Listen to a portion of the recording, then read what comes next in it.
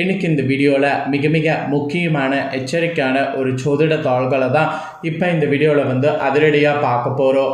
So அதிரடியாக பார்க்குறதுக்கு முன்னாடி எதை பற்றிய எச்சரிக்கையான ஜோதிட தாள்கள் அப்படிங்கிறத இன்ட்ரோவில் வந்து ஷேர் பண்ணுறேன். எதை பற்றிய ஜோதிட தாள்கள் அப்படிங்கிறத இன்ட்ரோவில் வந்து தெரிஞ்சுக்குங்க. தற்போது 2025 ஆண்டு நடந்துட்டுருக்கு.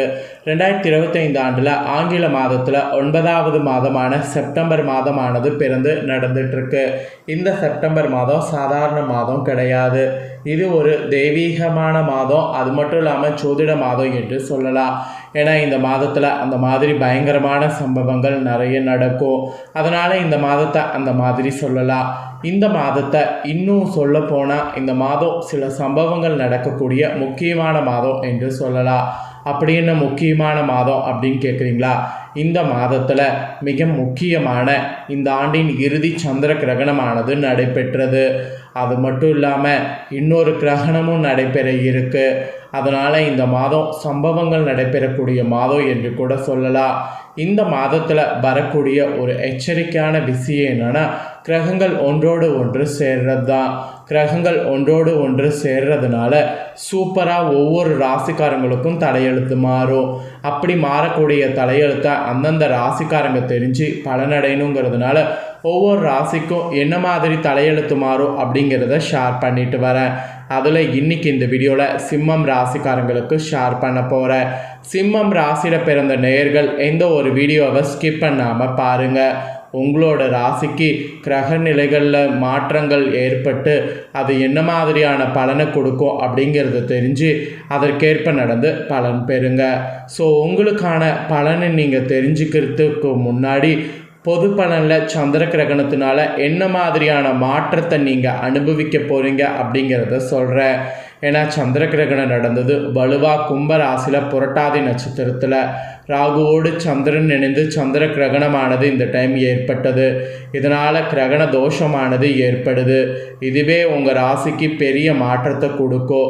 இது என்ன மாற்றத்தை கொடுக்கும் அப்படிங்கிறத தெரிஞ்சுக்குங்க.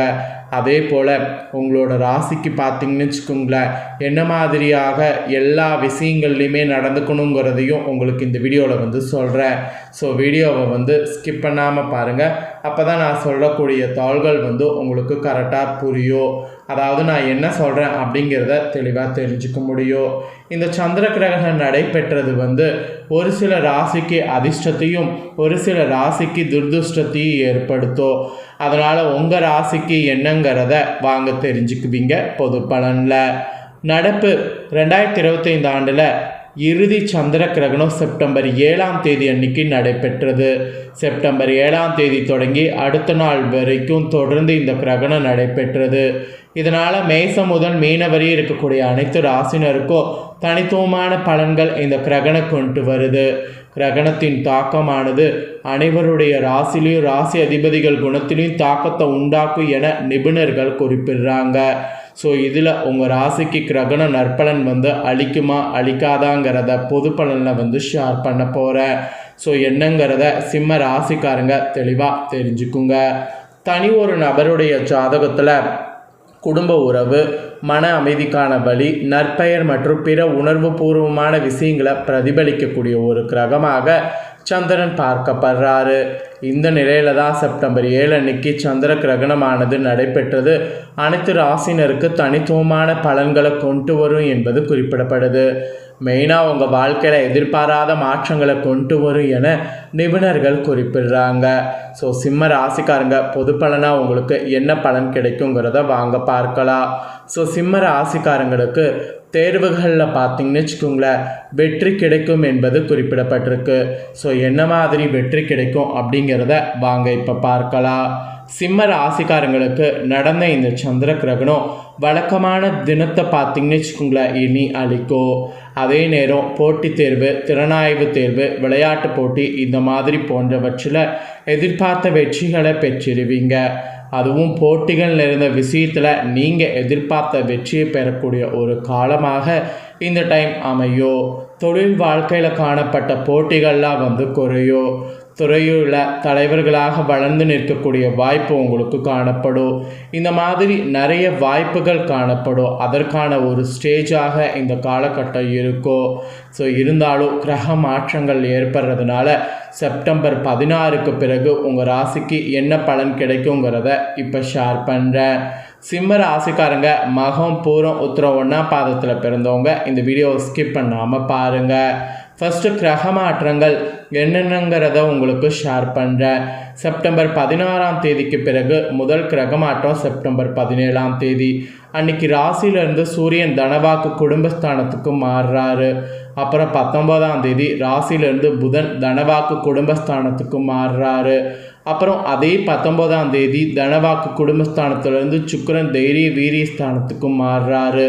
இந்த மாதிரி 3 கிரக மாற்றங்கள் வலுவாக இருக்குது. இதனோட அடிப்படையில் தான் உங்களுக்கான பலன்கள் நீங்கள் என்ன பெறுவீங்களோ அதை ஜோதிடர்கள் கணிச்சிருக்காங்க. ஸோ என்ன பலன்கள் பெறுவீங்கிறத வாங்க பார்க்கலாம். எந்த சூழ்நிலையிலுமே தடைகளை தகர்த்தெறிந்து உங்களுடைய காரியங்களை செய்து கொள்ளக்கூடிய சிம்ம ராசினருக்கு இனி வரக்கூடிய நாட்கள் ராசிநாதன் சூரியன் ராசி மற்றும் தனவாக்கு ஸ்தானத்தில் சஞ்சரிப்பதால் பணவரவு அதிகரிக்கும். மனதில் உற்சாகங்கிறது பிறக்கும். தடைப்பட்ட காரியங்களில் தடை நீங்கி சாதகமான பலன் தரும்.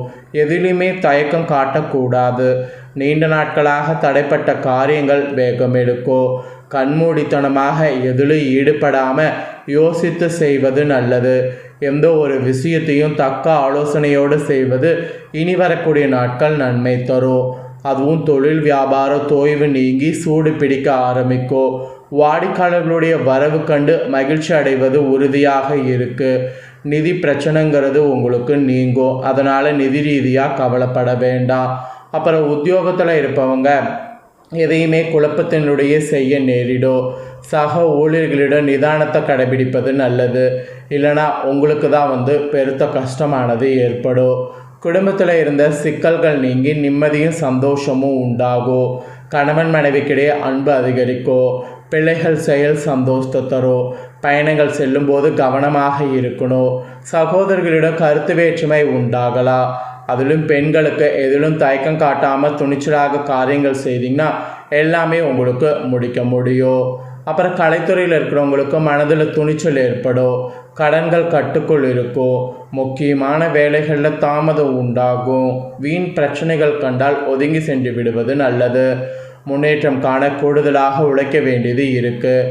எதிர்பார்த்த உதவி கிடைக்கும். கண்டிப்பாக அந்த உதவியை முழுசாக அக்செப்ட் பண்ணிக்கோங்க. இது கலைத்துறையில் இருக்கக்கூடிய சிம்ம ராசிக்கு சொல்லப்பட்டிருக்கு.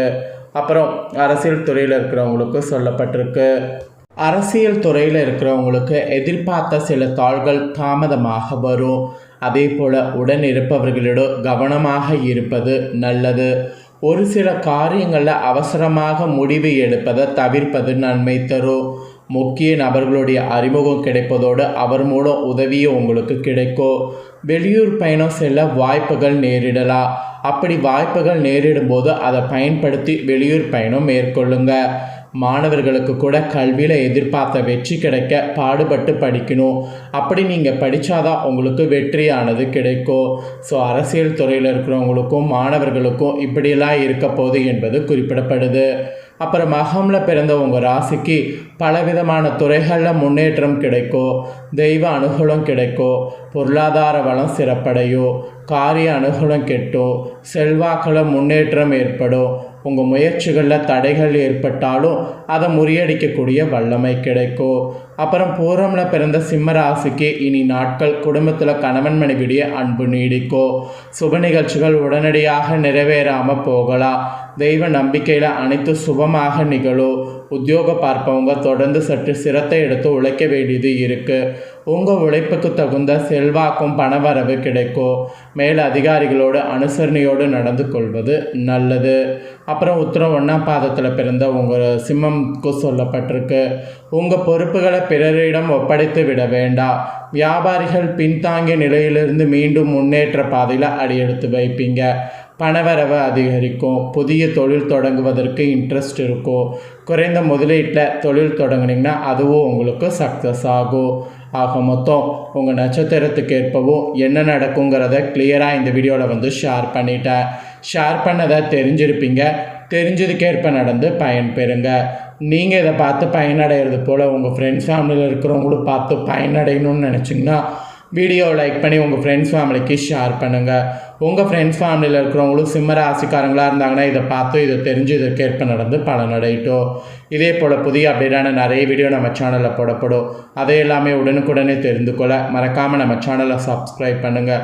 கூட பெல் பட்டனை ப்ரெஸ் பண்ணுங்கள். ஃபர்ஸ்ட் டைம் பார்க்குறவங்க அதை நீங்கள் பண்ணிட்டீங்கன்னா இனி நான் போடுற மற்ற அப்டேட்டான எல்லா வீடியோஸும் உடனுக்குடனே தெரிந்து கொள்ளலாம். ஸோ மறக்காமல் பண்ணுங்கள். நெக்ஸ்ட் இதே போல் சுவாரஸ்யமாக வேறொரு வீடியோவில் உங்களை சந்திக்கிறேன். நன்றி.